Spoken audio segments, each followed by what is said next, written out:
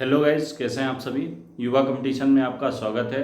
तो गाइज, आज के इस वीडियो में मैं बात करने वाला हूं कि आरपीएफ एसआई की जो वैकेंसी आई है उसमें जो आपका मेडिकल स्टैंडर्ड है वो किस लेवल का होना चाहिए, किस कैटेगरी का होना चाहिए, और साथ में ही उसमें जो भी आपके डाउट्स होते हैं, जिन कैंडिडेट्स ने फॉर्म भरा है वो काफ़ी कन्फ्यूजन में होते हैं कि हमें किस तरह का मेडिकल टेस्ट देना होगा, कैसा स्टैंडर्ड होना चाहिए, वो सभी डाउट मैं आपको क्लियर करूँगा।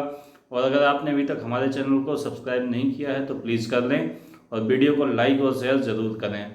तो गैस, सबसे पहले बात करते हैं कि जो आरपीएफ एसआई की वैकेंसी है उसमें जो मेडिकल कैटेगरी है, ठीक है, तो वो कौन सी कैटेगरी में स्टैंडर्ड होना चाहिए आपका। तो गैस, जो मेडिकल स्टैंडर्ड होता है आरपीएफ एसआई के लिए वो B1 कैटेगरी का होता है। और B1 कैटेगरी के अंदर कैसी फिटनेस होनी चाहिए आपकी, मैं आपको सारी चीज़ें बताऊंगा। तो सबसे पहले अगर बात करें कि जो फिजिकल जो आपकी कंडीशन होनी चाहिए कि फिजिकली फिटनेस कैसी होनी चाहिए, तो गैस सबसे पहले मैं आपको बताऊं कि जो एक कॉमन प्रॉब्लम होती है नॉक नी, वो आपका नहीं होना चाहिए, ठीक है। इसके अलावा फ्लैट फुट नहीं होना चाहिए। ये नॉर्मल कंडीशंस हैं। और शरीर में किसी भी प्रकार की विकृति नहीं होनी चाहिए, हाथ टेढ़े नहीं होने चाहिए या टूट फूट नहीं होना चाहिए, हड्डियां मुड़ी हुई नहीं होनी चाहिए, ठीक है। तो मतलब एज अ नॉर्मल जब आप खड़े हों, जब आप स्टैंडिंग पोजीशन में हो, तो आपकी जो सभी बॉडी पार्ट्स हैं वो एकदम सही कंडीशन में दिखने चाहिए।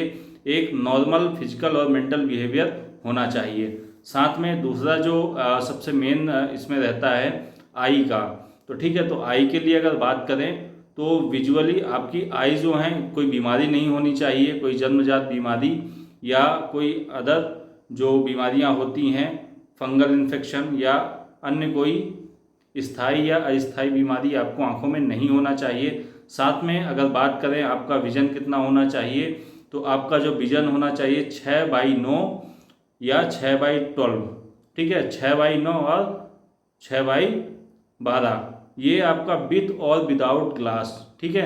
आप दोनों कंडीशन में पास हो सकते हैं। आपको अगर चश्मा लगता है और नहीं भी लगता है, अगर चश्मा नहीं लगता है तो अच्छी बात है, आपका जो विजन होना चाहिए 6/9 या 6/12 का होना चाहिए।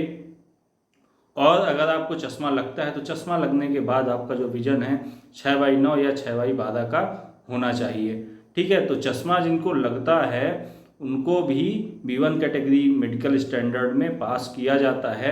ये बिल्कुल अफवाह है कि जिनको चश्मा लगता है वो B1 कैटेगरी में पास नहीं हो सकते हैं, वो बिल्कुल पास आउट हो सकते हैं, ठीक है। इसके बाद जो नियर विजन होता है वो 0.6 होना चाहिए विदाउट ग्लास और विद ग्लास, ठीक है। तो नियर विजन मतलब पास का आपको जो विजन है वो 0.6 होना चाहिए, ठीक है। और चाहे वो ग्लास के साथ हो, चश्मे के साथ हो या विदाउट चश्मे के हो, ठीक है। और इसके अलावा जो अदर स्टैंडर्ड आइज टेस्ट होते हैं, जैसे कलर विजन होता है, तो आपको कलर विजन की प्रॉब्लम नहीं होनी चाहिए। आपको सभी रंग बराबर से डिफ्रेंशिएट करते आना चाहिए, ठीक है। बाइनोकुलर व्यू विजन होना चाहिए आपका। ब्लरी आइज नहीं होना चाहिए, मतलब आपको चीज़ें ब्लर नहीं दिखनी चाहिए, चाहे पास की हो चाहे दूर की हो। नाइट विजन आपका ठीक होना चाहिए, ठीक है। फील्ड विजन आपका ठीक होना चाहिए, ठीक है। मतलब आपको देखने में किसी भी प्रकार की दिक्कत ना हो, क्योंकि आरपीएफ में रात में और दिन दोनों में भी 24 घंटे में किसी भी शिफ्ट में आपको ड्यूटी करनी पड़ सकती है, ठीक है। तो आपका जो आई विजन है वो B1 स्टैंडर्ड के अकॉर्डिंग ही होना चाहिए। तो गाइज, ये मोटी मोटी बातें आरपीएफ एसआई मेडिकल का जो स्टैंडर्ड होता है उसके बारे में मैंने बता दिया है। और अगर अभी भी आपको कोई डाउट हो तो आप कमेंट सेक्शन में जाकर मुझसे पूछ सकते हैं। मैं आपके सभी क्वेश्चन का जवाब देने की पूरी कोशिश करूंगा। और वीडियो को लाइक और शेयर करना ना भूलें।